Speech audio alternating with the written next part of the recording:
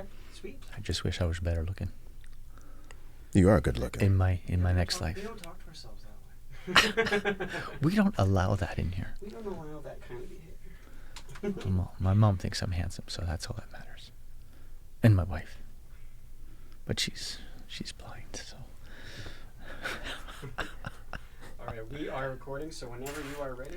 All right, excellent. So this is on. We're going. We're recording. How was dinner last night? That was pretty good. I ate by myself, actually. You did? Yeah. Yeah, my family actually. They 2 days ago they all went to Italy. They are for vacation. So my wife and my 4 kids, three teenagers, and then 1 8-year-old son. Yeah. My 2 oldest are girls, and before they could even take off, they were already like arguing in the airport. That's awesome. Hey, let's get going. Welcome to episode number 4 of The Back Table. And this is where we talk to really incredible people doing extraordinary things. And my guest today is Malik Mayfield. I met Malik, I'd say about a month and a half, 2 months ago. Time goes by so quickly. And I was doing an event at Amazon. Excuse me. And you were running the show, and I was just there to sort of help out a little bit. And we just started talking, and I was amazed with your story. I went home and I said to my wife, Jessica, like, I think I just met the most interesting man in the world. You shared your story, and it was just incredible. And I thought, you know what, I've got to have you on the podcast because you've done some incredible stuff with your life, and people need to hear this story. So to everybody out there, settle in because it's just incredible stuff. So let's start at the beginning. Malik, where were you born? Let's start there. Where were you born? Well, thanks, Martin. Thanks for having me on. So I was actually born in Springfield, Massachusetts. I spent most of my childhood there until I graduated, and my childhood was not all roses most of the time. I had a pretty hard life. We were poor. We were really poor, and we had to like make ends meet. My mom, she was a single parent, so I did have siblings too. But really, I learned a very important lesson like early in life is, you know, sometimes you just have to keep moving and then keep focusing on some of the things you want to do in life, even at a young age. And you don't have to let where you grow up kind of dictate the way your life goes. Yeah. You know what I mean? You can make a decision to either wake up every day and do the same thing or wake up and do something different. And hopefully doing something different that can push you into a different direction to give you more opportunity. Those are deep thoughts for an adult to have. And so as a child, were you the oldest, youngest? Where were you in the group? So I was I was kind of in the middle to the lower. The middle right, child. Right. So 2 older sisters and then 1 younger twin brother. Okay. So all right. Kind of looks like me a little bit, but he's a little thinner. And are you guys all still in touch? Like your family is? We're still in touch. Because we're going to be honest today. Yeah, we're still in touch. We all have like different lives. Mm-hmm. You know, my 2 sisters, they're in different parts of the world right now. One of my sisters, she's living in New Mexico now, and then another sister, she's living in Baltimore. Mm-hmm. My brother, he's in New York, and I'm out here in Seattle. So we're all kind of spread all over the place. Okay. And so you realize at a young age, or is this later, but did you realize at a young age, okay, this is not good. Like we're struggling. Did that come to you when you're 5, 6, 7? Like, how does that happen? Or do you just kind of go, no, this is life, and you just go with it? And then maybe when you're 12, you're like, okay, wait a minute here. Like, this is not how most people live. Like, what does that look like? I think for me, what it looked like is I lived in Springfield, but I actually went to school in Southwick, Massachusetts, and really to see like the different perspectives and kind of be living like half of my life at school in a totally different environment, and then like coming back home to my reality, my my house, my situation, living in the, I don't want to say ghetto, but just living in more unfortunate situations. That kind of made me realize, there is opportunity out there, even for somebody that's 6, 7, or maybe 10 Yes. that wants to dream big, right? So we all have these dreams that we want to try to commit to, and I think it's important for me to understand, at least in my life, at a young age, I kind of understood what that struggle was like. You understand? It was a struggle. Of course, you do what you have to do to get by, and you make ends meet, and then you also have a really good attitude, because you know that as you grow in life, you can still do something different. And when I say something different, I mean you have to live in the situation that you're in at the time, but you should be thinking like 10 years down the road. Okay, am I going to stay here forever, or am I going to start to make some life choices that are going to kind of lift me up and put me in a better situation later? So, and then I did have my grandfather. He was really there. He kind of was my father figure. Yeah. And he would tell me, he would always tell me, rest his soul, he would always say, wake up and look at life with a new lens, like every day. Like, what do you want to do with your life? Do you want to stay here? Do you want to keep doing the same things, or do you want to wake up and do something different? And sometimes that different might mean just wake up and do something that you haven't done before. Yeah. Don't keep repeating the same routine all the time. Yeah. That's also a key to success, I think, too. If you wake up and do the same things every day, you're going to be in a circle. Right. Yeah. So if you want to move forward, you have to wake up and do different things. You have to try different things. You have to think different. Maybe instead of walk somewhere for a change. Walk on the street you didn't walk to. You have to like put yourself out there and just kind of be willing to explore a little bit more. Yeah. And then once you start to think like that, even at a young age, things are not as difficult as they can be, because you're looking at a picture that's kind of different in the future for you. And sometimes that's all the momentum that people will need. Yeah. What was high school like for you? High school was fun. I mean, I was one Really? of the, yeah, it was fun for me. I played, hated high school. So I always like to hear when people say, no, I liked high school. And I don't understand that. So I got to hear your perspective. Yeah, so for me, I mean, I liked high school. I was outgoing in high school, but that didn't necessarily mean that I hung out with all the cool kids. I was kind of more reserved. I played basketball in high school. I ran track in high school. Actually got cut from my track team because I skipped track practice to go play basketball. Well, they made a mistake. So. Yeah, they must have made a mistake. That's a that mistake. One. Right. So clerical error. Right. So for me, high school was good. I was probably an average student. I was getting more like B's and C's. I was really good in art. I was really good in math. So my 4 years in high school, I just started to really understand, you can have like your friend circles and all those things like that. And it's always great to do that. I had a couple of people I would hang out with, and we would do things together. But I always was thinking like long term, like what am I going to do after high school? Am I gonna graduate and then stay home, or am I going to graduate and go work at the local pizza pub, or what's kind of my plan? So all of my 4 years, you were thinking. I was always thinking, okay, this is, high school's great. I love it, but when high school ends and you say goodbye to all of your friends and you say goodbye to all the people that you hate or that you liked, and then you start making amends with people, it's like everybody makes up once high school is over, once you become a senior, and that's always great. But then it's like, what am I doing now, right? Yeah. So for me, it was great to be in high school, but once I hit my junior year, I was already thinking about that next phase. And, the military was there, colleges were there, and I was just thinking.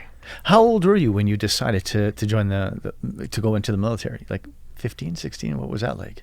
I was about 15. 15, yeah. And you knew? Yeah, I knew. So in my high school, they would have the some of the military recruiters. They would come and post up right outside of your lunchroom or in the hallway somewhere, and you'd be able to see them. So every year they would come, and every year I'd be like, military wouldn't be that bad. I mean, those guys look sharp. They look in shape. They look like they're doing okay.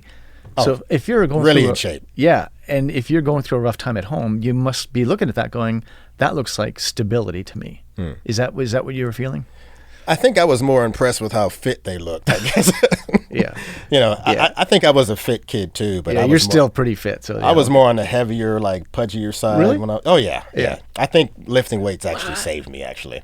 Oh man, we got to talk. Yeah, we got to talk about that. Most people don't know that, but I was like, amazing. if I didn't work out, I probably would have been a really because I love to eat, right? So I would have been a really big kid. big adult. Too. Okay, all right. Yeah. So let's go there.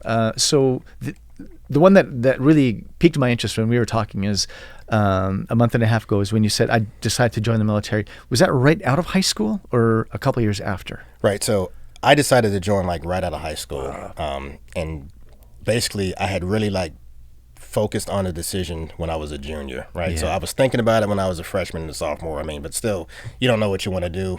You have like 50,000 things you think you want to do in life. But then once I hit junior year, I was like, you know what? I think I'm going to the Air Force, or I'm going to join some part of the military. Yeah. And then I do have a story about that because Let's go.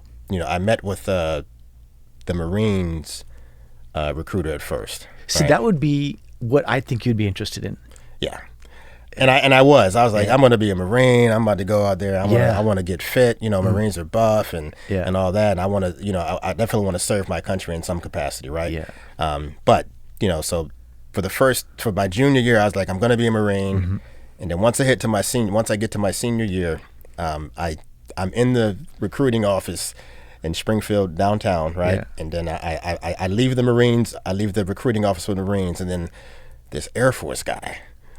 He comes behind me. He says, "Hey, how you doing?" I'm like, "Hey, how you doing?" I'm good. Then we start talking, and then I don't know what it was about him, but he was just so conniving and just he was like, "Well, hey, I know you went to one of my sister services, the Marines. I know you went there, but do you mind coming into the office and kind of seeing what the Air Force could be like for you?" Had you already signed with the Marines? Like, hadn't signed anything. Oh, But okay. All right. But I had already started like signing paperwork, but I didn't sign the paperwork that says yes, you will be a Marine. Okay, right. so I said, okay, it wouldn't hurt. I'm just getting started.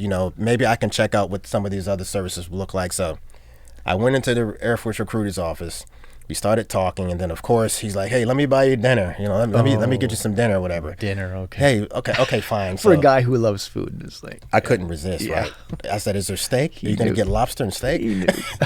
But anyway, so that happened, and of course, as that relationship started to build, I'm still like speaking with the Marine recruiter, Yeah. and then like something happened and it clicked.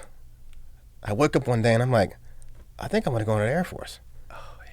And then it just happened, and Yeah. I think one of the hardest things for me to do at that point was to go back and tell Change that yeah. recruiter and the Marines that, hey, Sorry, man. I know Yeah. we already started this process, but I think I want to go into the Air Force. I think it kind of fits more kind of what I'd be looking for, What was that? And I wanted to be kind of more in an administrative position. Okay. I felt like administration was a strong suit for me. And I also wanted to be able to go to school because I was already thinking, hey, how am I going to finish? How am I going to get to college? If I'm not going to go to college right out of high school, what's going to be a path that I could do it while I'm in the Air Force, while I'm in the military? So, and then just the 9 to 5, working from 9 to 5, it was really appealing for me at the time. And of course, I would have loved to be a Marine too. But sometimes you have to just kind of weigh the pros and cons. Like, am I going to be able to do the things that I think I need to do in my life? And which path in the military is going to be kind of more a successful path for me based on kind of where I'm thinking my life might end up. So, I mean, once you have that realization, you have to make a choice. Yeah. So I made my choice. I went into the Air Force. I think it was the best decision I ever made. In the Air Force, that's a totally different. I mean, I have so many stories about my experience in the Air Force that we probably cannot talk about all of them here now. But I mean, Episode 2. it was really cool. And then so once I got excited about that, I started to meet with the Air Force recruiter more. I even went into the buddy system. I actually got one of my high school buddies. Nice. To join the Air Force with me. I think I more talked him into Wow. it. I don't think he really wanted to do it. Nice. But, at the end of the day, he was like, "Okay, fine, I'll join the Air Force with you." So we ended up going into joining the Air Force together right at high school, and I went fast. Okay, so I graduated in June. In September, I was in my basic training bed. Where? That September, and I was in Texas, Lackland Air Force Base. So first time living away out of the house. First time. Oh man, talk about that. That was an eye-opening experience. Basically, what happened is we fly to Lackland, okay? I'll tell you the story. We fly to Lackland, me and my buddy. We're like, yeah, we're hype. Everybody's on the, we're having a good time. We get to Lackland, okay, and then we get shuffled into our bus from the airport. We get to the basic training, the basic training field, or the site, right, where we go into the gate. We're on Lackland Air Force Base. I happened to be the first one out of the bus. I remember this. I don't know if that was a good idea or not. I thought it was going to be really good. Hey, I'm going to get the first one out of the bus. I want people to know I'm here. I'm ready. No. Wasn't good. What happened? You got to tell the story. So what happened is I get out of the bus first, and then before I could even put my foot down onto the dirt or to the concrete, I started getting yelled at. He's giving it to you. The TI starts giving it to me. He's like, get on the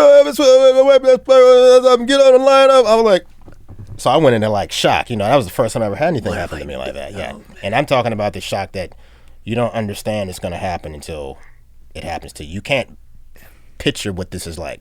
You just can't. Your body goes into a reaction mode that you've never felt before, and you're in it now. Fear, anger, frustration, anxiety. What do you like? I'm going to deck this guy, or is it it's probably a little bit of definitely you have the fear and the anxiety. Okay, you have that first. Yeah. You're angry because probably you're embarrassed, but you can't really do anything about it because your body's in shock, right? So this happened. And then everybody else seemed like they didn't want to get off the bus, but get off the bus. So people started cycling off the bus, following me, and I'm already over there shaking, what did I just do? What did I get into? It was like that. So for the rest of that 2 hours of processing, and just till we got into bed, it was 3 hours from the time we got off the bus till we got into bed. It was late.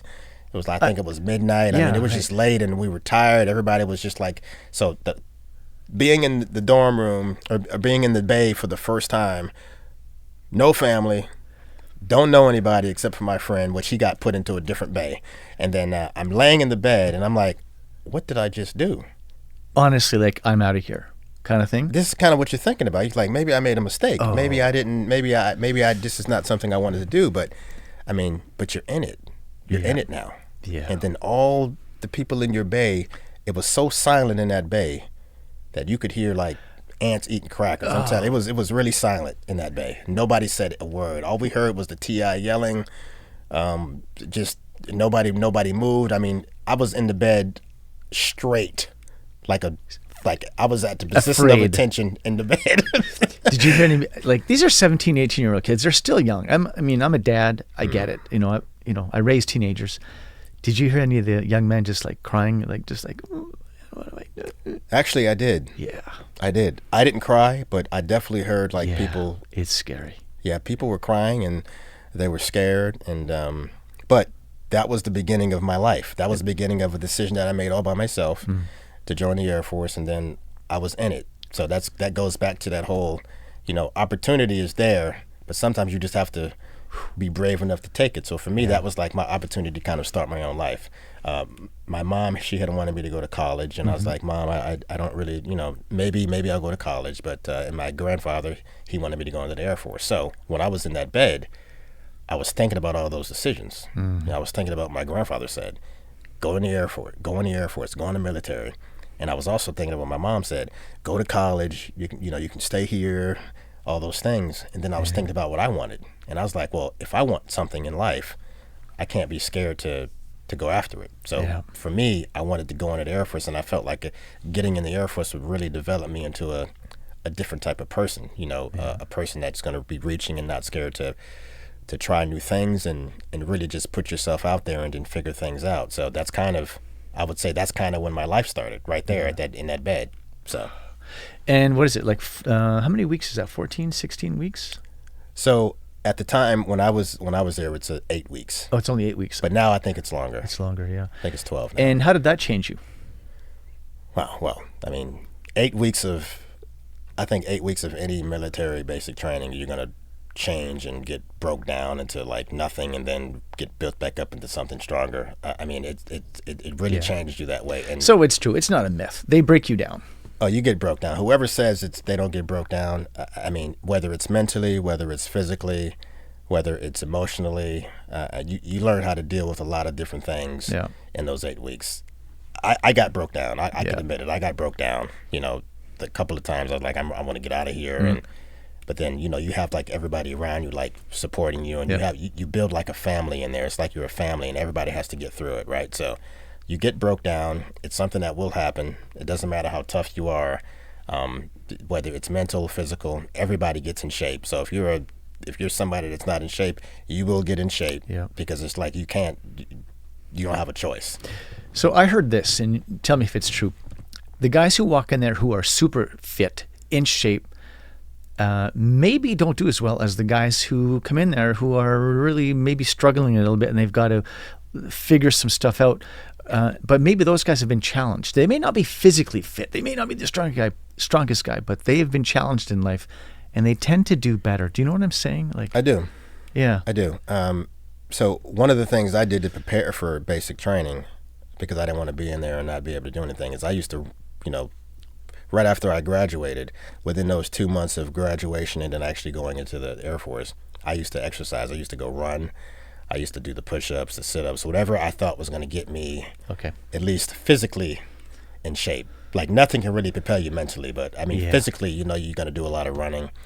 So I would go run like a couple of miles. I did the push-ups. I did it like a couple of times a week. But some of the guys that do come in, they're buff, they're in shape, but then they can't handle the mental part, right? Yeah. So I think, you know, one of the things I had to do was really just accept everything that was happening and not think that I was too prepared to weather whatever the storm that came, right? Yeah. And I think if you go in there, you have to have more of an open mind. Like, you could be fit, but you want to say, okay, I'm fit, but maybe I'm not Air Force fit. Maybe I need to, or maybe I'm mentally tough, but maybe I'm not like Air Force mentally tough. Maybe I'm not like military tough. So I think going in with an open mind like what I did, it was really easy to just not think about if I was good enough or not.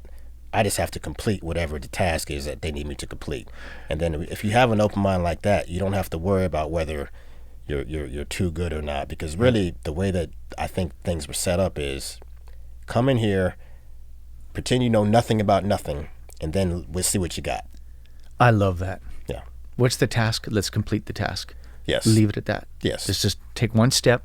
What's the next step? Take that step. This is such good advice, especially for all the young people listening out there right now who are thinking about, like, I'm 19, 20, and I'm not going anywhere. I haven't made any decisions.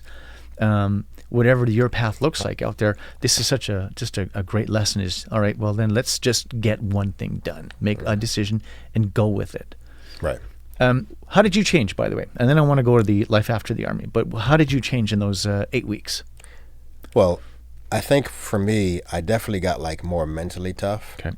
I mean, and I was already kind of like I hung around by myself in high school, but then once you get there, your mental capacity, it just kind of changes. You learn how to like take on more burden about things. You learn how to care more about like the people around you. You learn more about like teamwork and what it takes to finish as a team, and how your team effort helps like the entire team. You just get really mentally tough. You feel like you can, once you broke down and you built back up, you feel like you can take on anything in life at that point. Yeah. And those are the things that I don't think you can feel unless you go through something like that.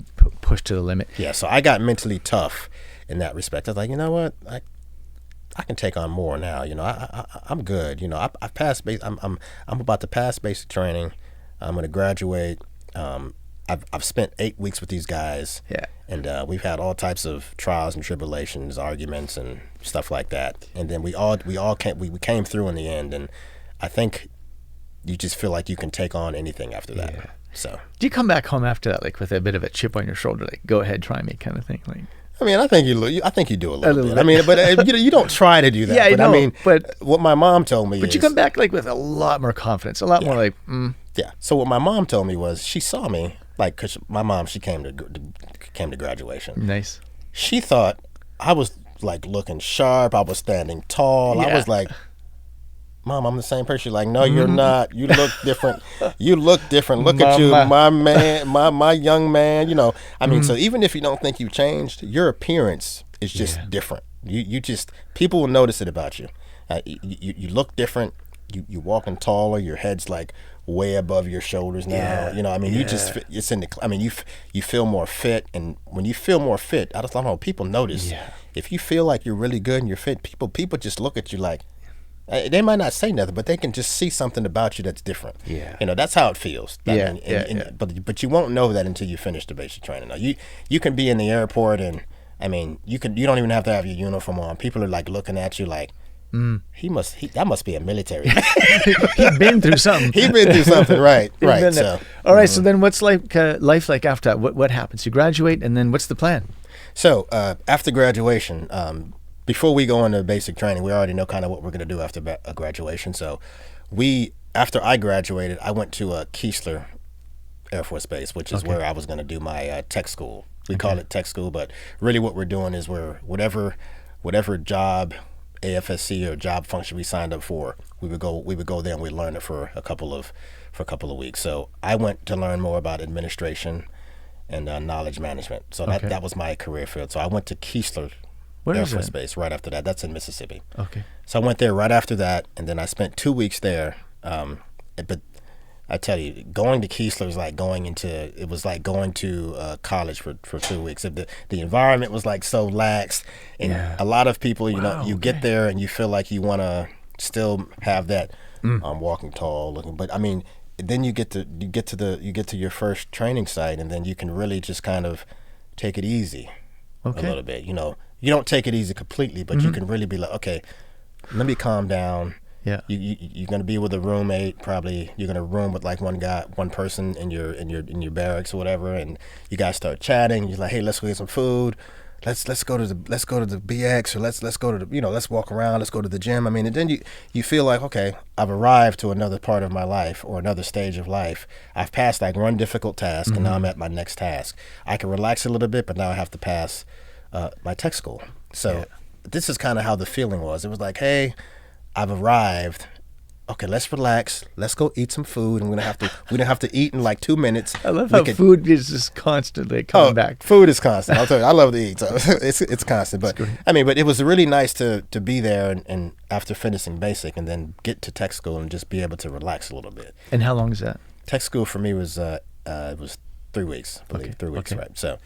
So not long, but again, you have your tasks that you have to do. Everything has to be kind of in order. You have to keep your room clean. So all those things, you have to keep your uniform sharp. All those things, they don't change. You're still accountable. You're still accountable. Very, very accountable. And then if you get in trouble, of course you do we call it weeds and seeds. You go out and you march, you pick up stuff. And I got in trouble. I think everybody does it once. Yeah. And even if you don't think you're going to get in trouble, you will. You will. Yeah. They'll find something. Yeah. But so that 3 weeks was really cool. Of course, I passed my tech school. I learned about my job that I was going to do in the Air Force. Of course, you meet new friends. You say goodbye. People cry, and I hope I can see you in the real Air Force, because you're not actually in the Air Force yet. Even though you're still in the beginning stages. I call it the storming, numbing, performing part. You're still in those parts, and then once you get to your base, now you're operating in the real Air Force environment now. So. All right. So are you traveling overseas now, or what's the deal? So my first duty assignment was actually right here in Washington State. Oh, nice. I was I went to McChord Air Force Base, now Joint Base Fort Lewis McChord. That was my first duty assignment, and I was actually really happy about that, because I was like so far away from home that I could just kind of be on my own and live my own life. Yeah. But I knew that if I really wanted to, I could fly back home to Springfield to see my mom. So for me, that was like a really good situation. And also, if I backtrack, I feel like because I took a step to do something that I really wanted to do, sometimes you get like these little bitty rewards that you really been looking for. It's valuable for you, and it also helps you grow, right? So for me, I went to Lackland for basic training. I went to Mississippi for tech school, and then I got put clean on the other side of the United States in Washington State for my Air Force career to start. And it also matched kind of like how I like to travel. I felt like I hadn't traveled much, so it was really good. I had like the best of both worlds. I was far enough away from my mom that I could just kind of live my own life and not have her like telling me what to do. But then at the same time, I could call her and say, "Mom, I'm coming back home." Yeah. And then I was like, 4 or 5 hours plane ride away. So for me, that was great. So Any struggles there along the way, from after high school, in the military, to your first posting? Anytime did you look back and go, oh, okay, no, this is not for me? Or were there any emotional struggles because of what happened in the past, like how you grew up? Or did you feel like, nah, man, it was just positive, positive, positive? Did you feel like, did you ever look back and go, oof, I'm not ready for this? So I did. One of the things I really struggle with is because I saw my mom struggle so much, I felt like I didn't want to leave her. There. And I knew that when she said things like, please, try to see if you want to go to college close to home, whatever, I knew it was because she didn't want me to leave either. Yeah. But I knew, like, deep down inside, she knew that ultimately I was going to probably make that choice to do what I would want to do, and she would still support it even if it's something that she probably didn't want. Yeah. So that was like a struggle in the beginning. I remember when I got to basic and I was in my bed and then all through tech school, I would always think about like how my mom was doing and everything like that. It was tough sometimes. Sometimes it was like a teary-eyed moment because I knew that my mom, she would really struggle, but I also knew that I had to like build my own life too. So it's kind of like, ooh, that's a hard dilemma, man. Yeah. So you have to figure out like, how do I do this and make everybody happy? And sometimes you can't, right? Sometimes you just have to do the thing you need to do. And it's kind of like you ask for forgiveness later. But that forgiveness is not really asking. It's kind of like it's accepted because, moms, they always want the best for their kids, even if it's not something that they want, right? So I struggled with that a lot. I also struggled with, just like being apart from like my brother, my sisters, and just being away from like my cousins and all that stuff like that. So that was a real big struggle. It was You're because breaking your ground every day. You had to. Right. But of course, to start life, you really have to make a decision, and sometimes the decision is hard, right? Yeah. Sometimes it's hard, but that doesn't mean that we shouldn't make them. So. Yeah. When do you start university? Because you're like, all right, I gotta go to university. When does that happen? So for me, so once I got to my first base, of course we have like 6 months where they don't really want you to do anything except learn. Kind of take your first 6 months, learn your job. There's a lot of in processing. Just people that are going to be taking you under their wing and kind of showing you the ropes, guiding you, and things like that. But I think, if I remember, I was at my base for about 6 months, and I already started asking about, how do I want to go to school. Incredible. I want to go to school. How do I do that? And then I did have a supervisor tell me, you need to finish your CDCs first, which is career development course, which is all the things that we need to know about our job, but in book format, right? So I needed to finish those first. And then I said, okay. But then I did that. I started to do those, and then I was still like hungry to go to school. So I said, okay, I'm in my CDs. I'm doing my career development courses now. I still feel like I can go to school. What can I do? And then my boss, he didn't want to lie to me. So he said, look, I want you to finish your CDCs first, but I understand that you would like to still try to go to school now. If that's something you want to do, I can give you a waiver and say, hey, Malik, Airman Basic Mayfield is still doing his CDCs. However, he would like to go to school, and if it's signed off by your commander, then you can do it. So my commander signed it off. Nice. And then I started by taking like one class while I was doing my CDCs. It was a math class, and I was like, okay, I'll do math. I'll start with one class at a time. Good. And I did that because I felt like I just had to start. It's one of those things where you can wait to do something, or you can start it now, and then you can kind of weather the storm and like somewhere in between. Yep. Right. So for me, I felt like I can do two things at once. I was living my life. I was still kind of in this like high, strong motivation phase, and I said, okay, let's just do it. So I took one class, and I just started. I said, once I started, it felt really good to start. I said, I knew I still had commitments with the military CDCs and everything, but I was like, but I also have to kind of remain committed to some of the personal things I want to do in life, and I think that we should be able to try to do those like in tandem, right? So so I was doing personal with school, and then I was also fulfilling my military obligation with my CDCs. And then you met the woman who would become your wife. When did she come into the story? Well, she didn't actually come into the story until like Much later? Much later, right. So here's what I knew that was coming. I got to get it in here. I can see it on your face. So I was at my first. Funny. Yeah, I was at my first duty assignment for about 4 years, right? So I deployed.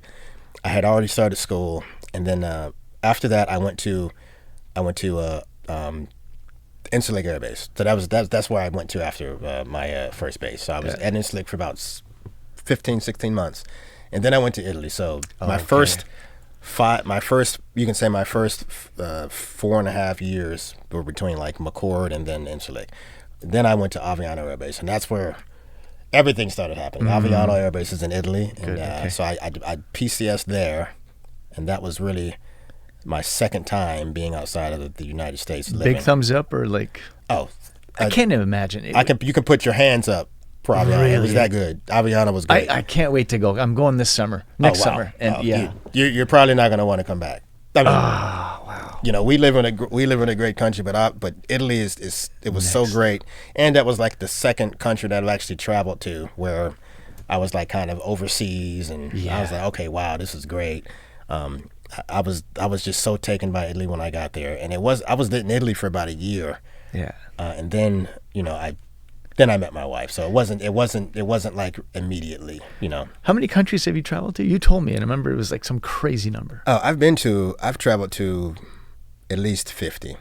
I can't even. Sometimes I don't even remember the countries or how many, but it's at least 50 though. All right. Yeah, and a lot of that I can thank the military for that, and again, if I hadn't joined the military, it would never happen. No, exactly. Right? So it's kind of like you take advantage of the opportunities when they come, even though you built that opportunity yourself, kind of thing. So getting to Aviano and just having that experience there was great. That was also the first time that I got to work in like the command section, where the big boss is and everything like that. So without speaking too much about it, I'll just say I was working at where the big boss was. You did well. In the HQ. So it was really nice.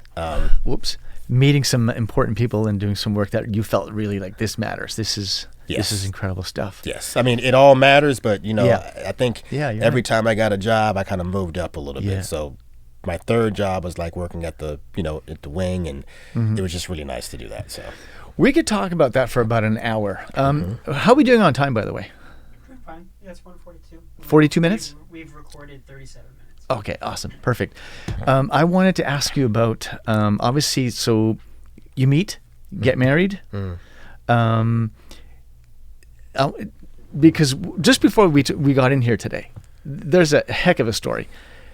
University, marriage, kids, the Army still, military, Air Force still. Mm-hmm. Okay, so how do you manage all that? I don't know how you did that. I don't know how I did it either. I mean, because what happens is once you start doing something, and then it feels like if you stop, your life will back up. You don't stop, right? So once I met my wife, I was already going to school, right?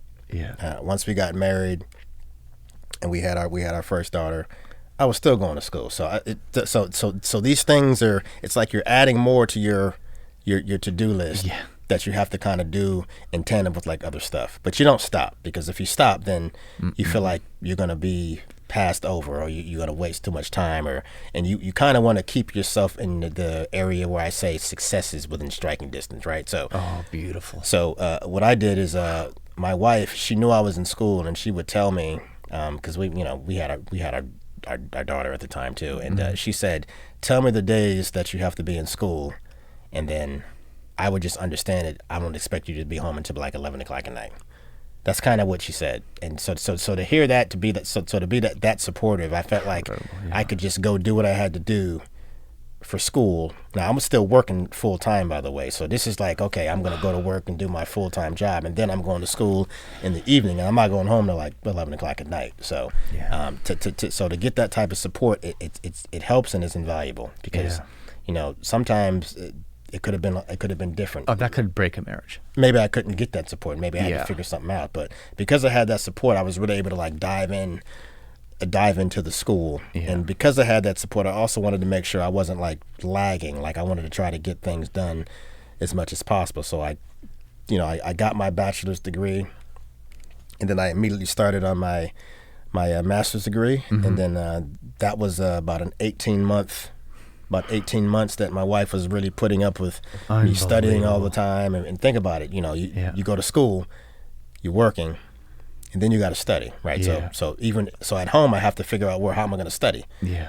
So a lot of the time I'd be at home studying, and I got like my daughter, kids running around now, and all Kids that stuff like that. with an S now. Yeah, so now we have 2 kids, and I'm working on my my master's. So. Is this like an MBA, or what did you? MBA. Yeah. Right. So I think staying focused on my personal goals, taking care of the family as much as I can, having a supportive wife that understands that education is going to take some time, and it's going to take some energy, and it's going to mean that I'm going to have to be focused on other things too, and my wife's going to have to be at home to just kind of make sure that the house isn't falling apart, making sure that I got everything covered for my job.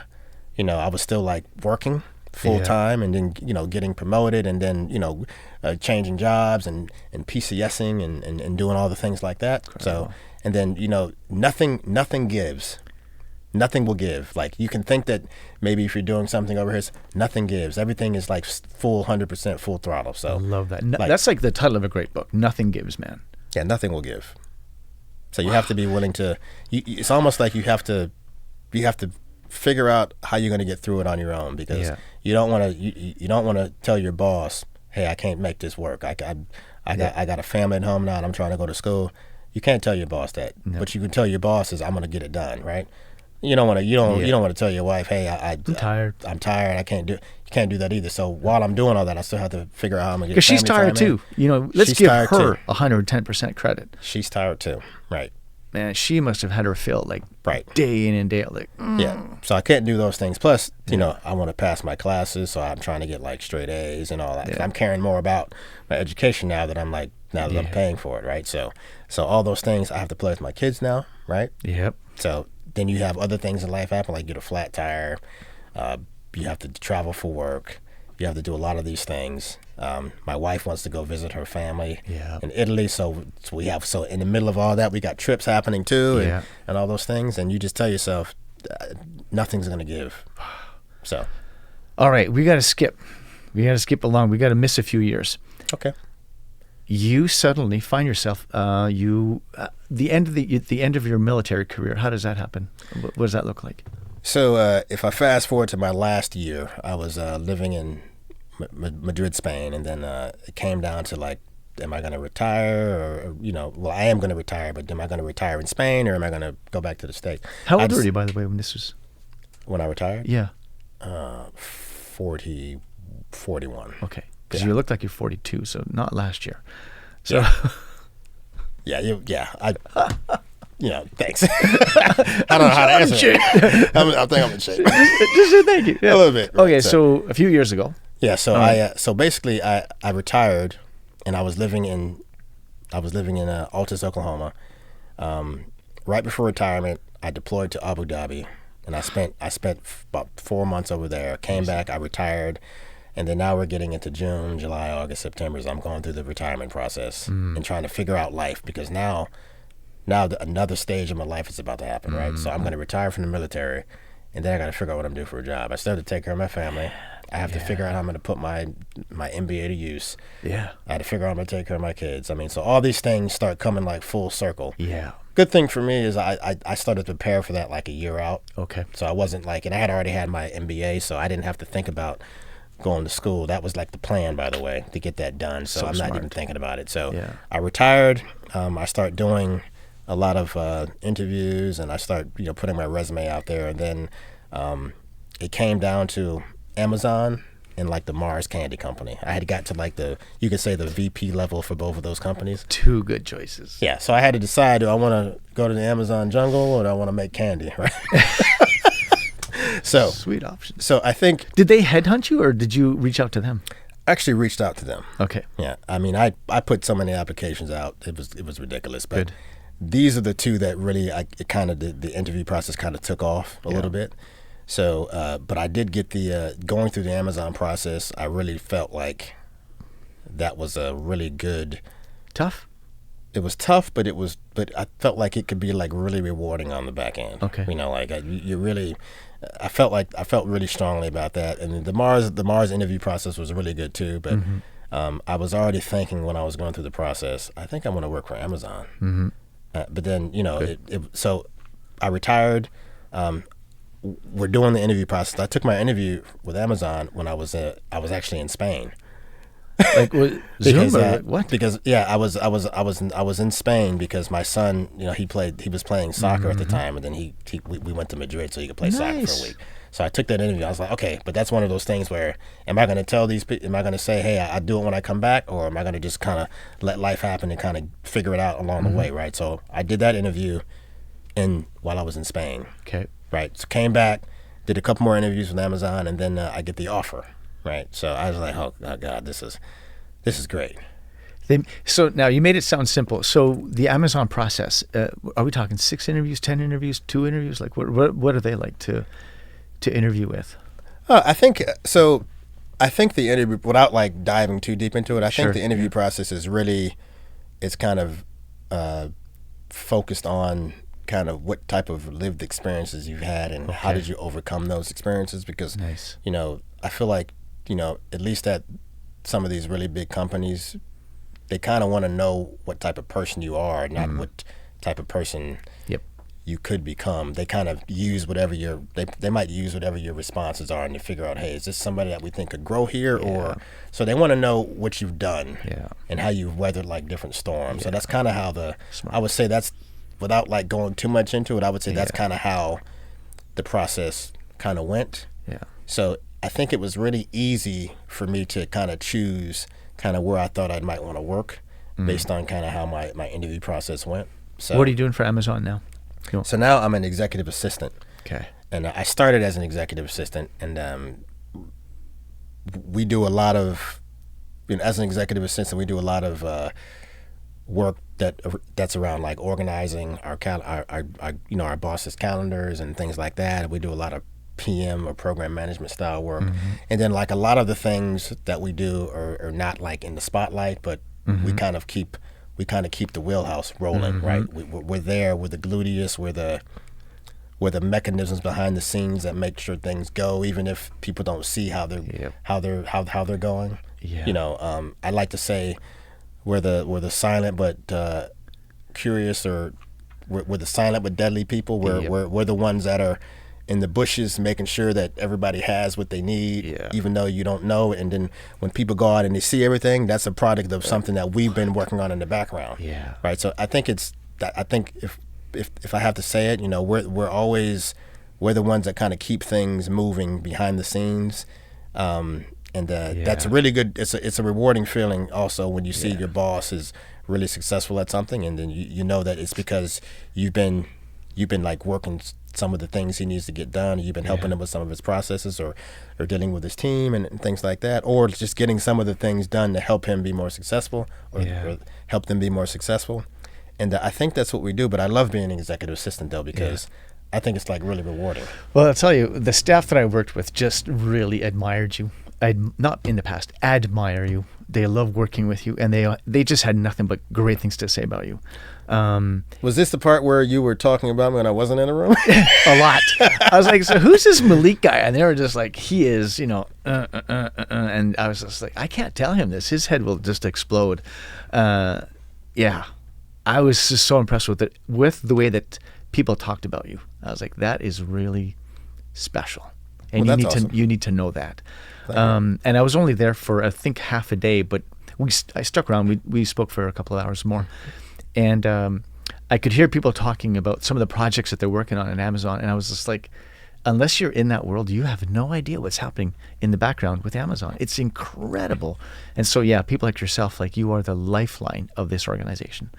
What's the next step for you? Because you're always talking about, you know, the next task, the next goal, the next thing. What are you looking for? So for me, I believe in just really understanding kind of long-term, like 10 years down the road, where do you want to end up? And then I feel like you take different sections of your life and you just kind of put them into perspective. So for example, for me, I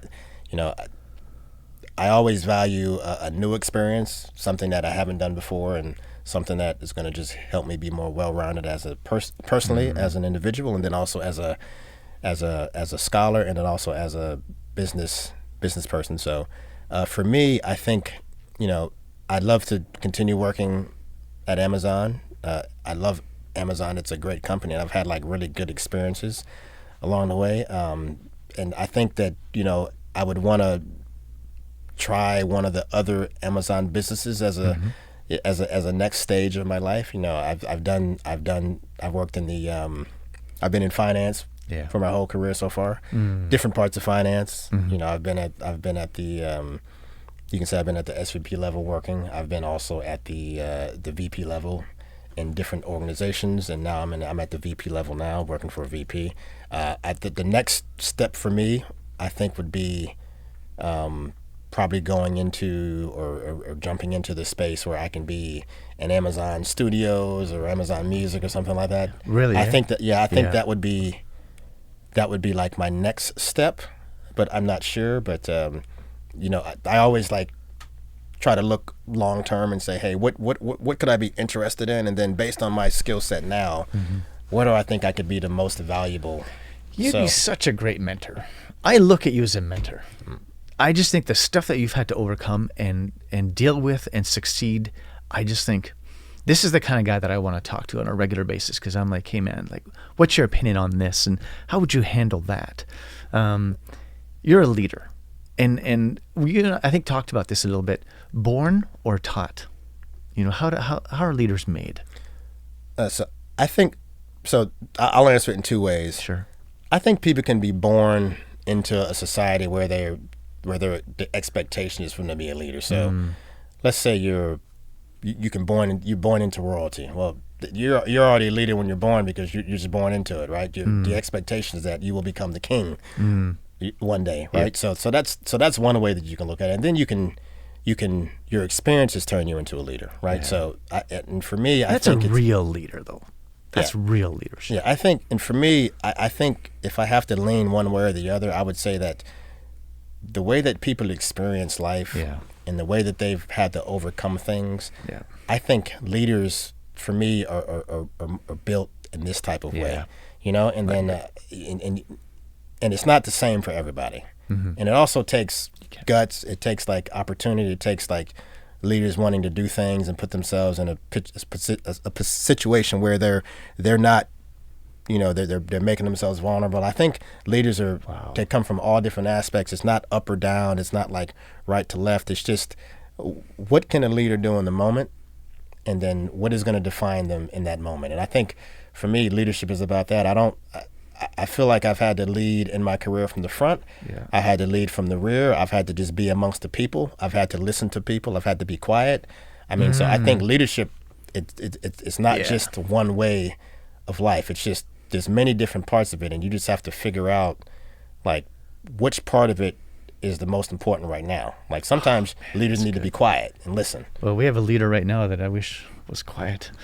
Sometimes leaders need to be in the front. Sometimes leaders need to ask the tough question that nobody wants to ask and be humiliated because they know that everybody wants to know the answer, but nobody wants to ask it. Sometimes leaders have to suffer through some humility on purpose. Sometimes, they have to make a hard decision. I mean, it just depends on where you are in your life, and then what type of leadership style you need to partake in that situation. So I feel like I'm one of those leaders where I will do whatever is necessary at the time, even if it means I have to be quiet, even if it means I have to pass the buck. And I don't think leadership is always about being at the forefront. Sometimes a leader is going to say, hey, I'm not good at this, but this person is better. Yeah. He should do it. Sometimes leaders need to do that. Yeah. Even if it's hard. Step aside, Sometimes they have to step aside. So. Oh, that's good. Well, how do you want to end this? This has been fantastic. We got like 2 minutes left. Do we have another 2 minutes? Yeah. You technically have the second hour you reserved. Okay. We're going to take 2 more minutes. Okay. All right, 2 more minutes. Let's say we're working with a bunch of young people, 15 and older, 15 to 25. If you could give them some advice, as to sort of structure their life and to find a way that will work for them and help them grow to be the best possible person that they can possibly be. What would you tell a group of young people like that? I would tell a group of young people like that to, while we like to surround ourselves with people that have similar interests and things like that, I would say seek the people out that are different than you. Even in your friends group, seek out the people that are different than you, have different views, have different opinions, and then have conversations with those people and then figure out why they think differently than you are, because there's so many different ways that we think about things. And a lot of it will come from, where we grew up, kind of our background. And I really think there's a valuable lesson to be learned in just kind of understanding why you can say somebody thinks like differently than you. So I would say surround yourself by people that have a different opinion than you do. That you don't have to be enemies, but you should just really understand kind of why do people think differently? How come they don't see it the way I see it? I think it's so valuable to do that. And I would tell more young people to do that today, because growing up, it's one of the things that I probably wish I would have done more of, but I did do it. But now that I look back, I was like, I probably could have surrounded myself with some different type of people. So I tell my kids that all the time. Why don't you like this person? Have you talked to them? What don't you like about them? I don't know. Well, you should talk to them and see. Maybe you guys have some common ground somewhere. It's okay to have a different opinion about something. This world today needs to hear that, because that's why we get into these arguments on social media. Yeah. Like, we feel like we can't disagree. Well, you can. Yeah. You just don't have to be a dick about it. Disagree, that's okay. Let's have a different opinion, but we don't have to hate each other and call each other names. When did we lose that ability? Like, what's your take on that? When did we lose our ability to disagree and yet continue on and have a nice conversation? I think I think caring has a lot to do with it. I think we don't care enough about things anymore the way that we used to. The way that we used to just have like conversations about things and be more accepting of like different viewpoints and things like that. I think maybe the caring is probably gone. What happened? I don't know what happened. But for me, it's one of the things where I always have to tell myself, we're not doing this today. We're gonna listen today. We're gonna give a little bit more. We're gonna just try to understand different perspectives of different people. And it's something that you have to work at too. It's not like you wake up one day and you have to really like take an interest in understanding why people are different than you or why they have a different opinion. So for me, it's a purposeful journey that I kind of do every day. So even at work, I do it. There's, you could be at work and you have a different viewpoint from some people you work with, and I find myself more and more, I just say, okay, I think this way. I want to understand why they think this way. Sometimes you have to like dive deep into it a little bit. Like, okay, what's their boss like, or what do they got going on? You have to really just take a approach that's purposeful and understand, right? So I think if we do more of that, things could be a little better. I love the idea. Purposeful, to be purposeful. My oldest brother, Rene, so wise, so intelligent, such a great man. And he said, Martin, when I was young, I was so immature and just going through some struggles, And at one point, I was angry. I was just a sort of an angry kid, sarcastic kid. And he said, your problem? He goes, you need to seek to understand instead of being heard. He says, like, shut up. You need to understand people. Ask, why do they feel that way? Where are they going? Why do they want to go there? Why do they feel or think about a certain way and about a certain thing?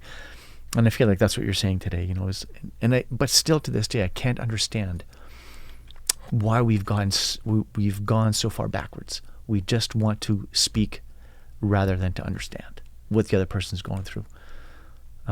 It's just such a bizarre thing, and I hope that we get past that. I know that we have to, because we can't keep going like this. There's just so much vitriol out there. We have to find a better way. Yeah, we have to. Yeah. What about your kids? I said we were going to do it in 2 minutes, but I'm having too much fun with this. So how are the kids doing? What are the kids up to? What's their thing? Oh, so the kids are doing great. So I have a 20-year-old daughter, 17-year-old daughter, 14-year-old son, and then an 8-year-old son. So I mean, having different just like different decades of kids. Yeah. It's really cool because I can see kind of how things were when my oldest daughter was growing up, and things are just so more advanced now with my younger son that he feels like he wants to have everything that his 20-year-old sister has, even though he's not ready for it. So that you can see how the generations that, you know, as the generations come, the kids are just smarter and they want more stuff earlier than their siblings do. How do you teach them to? No, you got to earn it. Oh.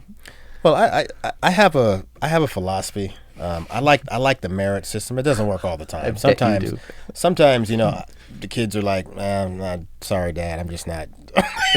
I'm not feeling that. Or you know, or I can twist their arm sometimes and get them to see things my way, not do it my way, but just kind of understand my way.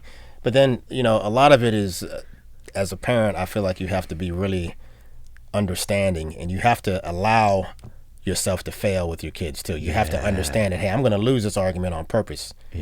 So my kids can feel empowered, but sometimes that also will teach them a lesson too. Like there's been a lot of times where I've lost arguments with my kids on purpose, but then the next day they turn around and, you know, they think about what I said overnight, and then it's like, hey, I'm not doing that anymore. You know, so you lose the argument, but you actually win the battle, right? So you have to do that with your kids. Man. And they have no idea. I did the same thing with my kids. They have no idea. It's kind of interesting. They don't have any idea, but they start understanding. Yes, that's right. Because because it's like these cycles, they go back and forth.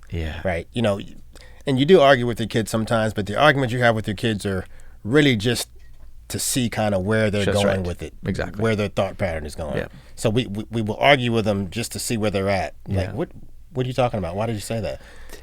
Do they know your history, your story from day one? Like, do they know who Dad has seen some stuff? Dad went through some stuff. They have some of it. They know a lot of it, and then some of it I shared like once some of the kids were older, you know, like growing up and things like that. So they know that they know my story pretty much in and out when they're ready. Parts, bits of it. My friend, I want to thank you so much for joining me today. Well, thank you very much for having me. This has just been terrific. I appreciate everything, and I think that I'm going to move this mic. I don't want to shake your hand right now. All right. Like that, my friend. All right. Like that. And let's do this again. Absolutely. Let's do this again. Absolutely. Let's make this a regular thing. Thank you so much. Episode number 4 of The Back Table, and we'll be back with episode 5. I am looking for an entrepreneur in Vancouver. I'm talking to somebody in Vancouver, Canada, and I hope that I can book this person. She is a young lady who was divorced, very young, with children, no money, and then she opened up a coffee shop and is killing it. So wow. This is the one I'm trying to book. So hopefully that'll be episode number 5. Thank you so much. Thank you so much, the sound guy over there. Awesome thing. Awesome place. This is today we're in this studio. It's called the Third Wheel. What is it? The Third Wheel. What do we want to call it? Third Wheel Podcast. The Third Wheel what? Third Wheel Podcast. The Third Wheel Podcasting Studio here in beautiful Seattle. Come on down, check out the place. It is amazing. Thank you so much, folks. Have a great day. Thank you. Take care.